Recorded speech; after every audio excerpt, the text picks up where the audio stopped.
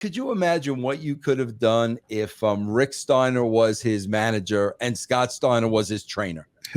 And they go out with him in every freaking match. Like, can you imagine what you could have done with that? Yeah. But you have that opportunity, and he's going to be Bron Breakker. So Bron Breakker got drafted to SmackDown, and he signed the dotted line when it came to either Raw or SmackDown. Nick Aldis and Adam Pearce have been going back and forth with him. It's interesting because he won the NXT Tag Team Championships too with Baron Corbin, but now he's on SmackDown roster too. What do you think? People are going way too far by saying that he should beat Roman Reigns. Oh God, bro, the dude. Listen, bro. And I'll give you backup. He is obviously just another wrestling coming out of the factory. Yeah. Because if that were not true, bro, they would have used the Steiner name. Sure. And they would have involved his dad and his uncle, and he really could have been something. Yeah. I said this, bro, from day one. Bron Breakker, that is a horrible, horrible, horrible name. That is like, to me, the worst name they could have possibly come up with. No tie-in with the Steiner name or anything like that.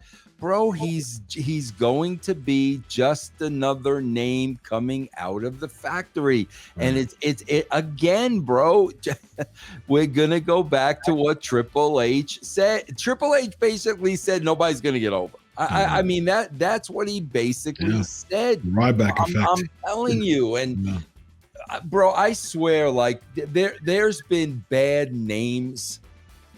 That is a horrible, horrible name. And I felt that from the jump, that name alone freaking hurt him. Yeah.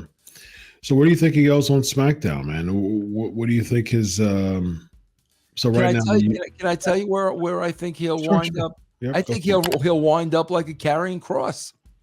You think it'll get that bad? Absolutely. I think he will wind up in that same exact spot. I really do, bro. Now I think he'll be a babyface because the crowd did like him in the Royal Rumble, and he's starting to get cheered again. I think on NXT, from what I've heard. I mean, I don't watch NXT, but from what I saw, I do see like clips on like when I'm scrolling on socials. And it seems like the fans like him again, him and Corbin. But I do think that, like I said before, I don't think Bron Breakker has a stench to his career. It's like to his name yet. Like the Bron Breakker name doesn't make much sense to us. But I think Bron Breakker as a character doesn't have a stench to him like that.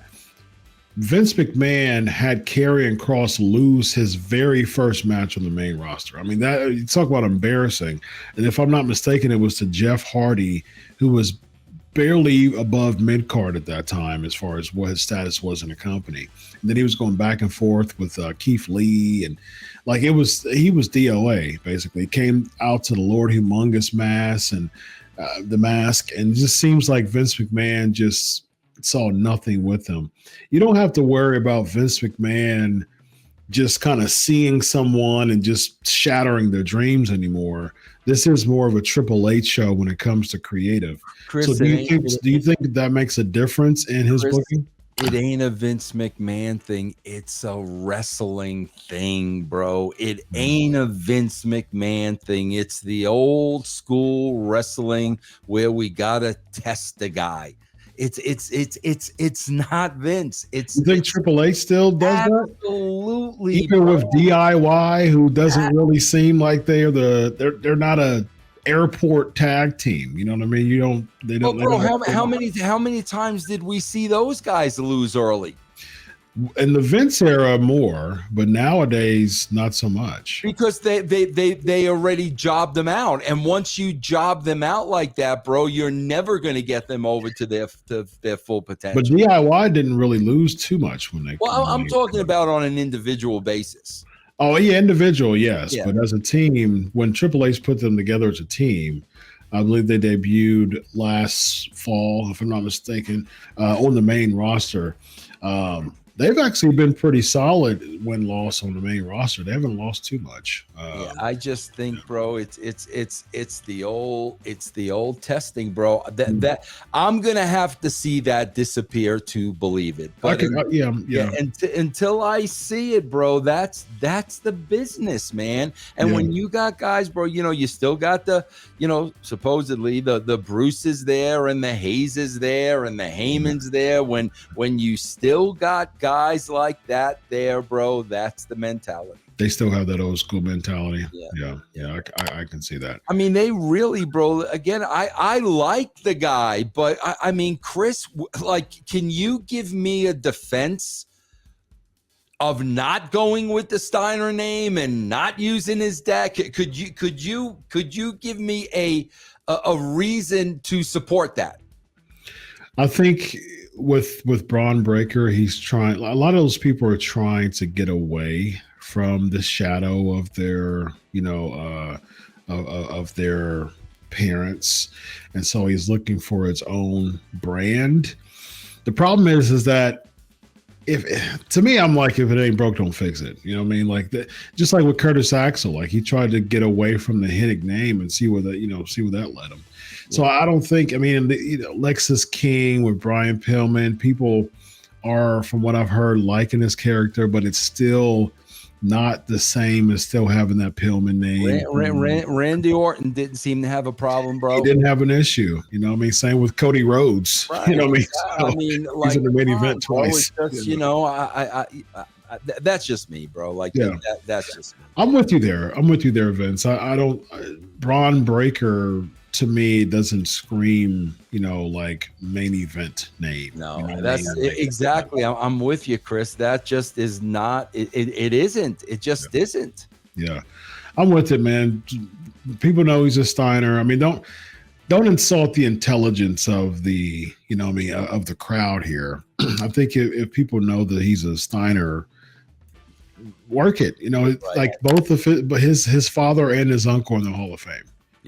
So it's like, okay, so if you're trying to go away from them and rebrand, you're branding away from Hall of Famers. Your dad and your uncle being a Hall of Famer. And not only that, bro, you're talking about a father and an uncle that are still in phenomenal shape. Yeah, you know what I'm saying? That could still do something physically, like, that's what these aren't guys that, coming in at 300 pounds. These guys still look great. Yeah, we shall see where Bron. Could you imagine what you could have done if Rick Steiner was his manager and Scott Steiner was his trainer, and they go out with him in every freaking match? Like, can you imagine what you could have done with that? Yeah. But you have that opportunity, and he's going to be Bron Breakker. Yeah. Okay, bro. So do you put the headgear on him again if Rick's is? Absolutely, bro. You could do the whole varsity club gimmick. I like it. Run the laps around the ring like the whole 9 yards, man.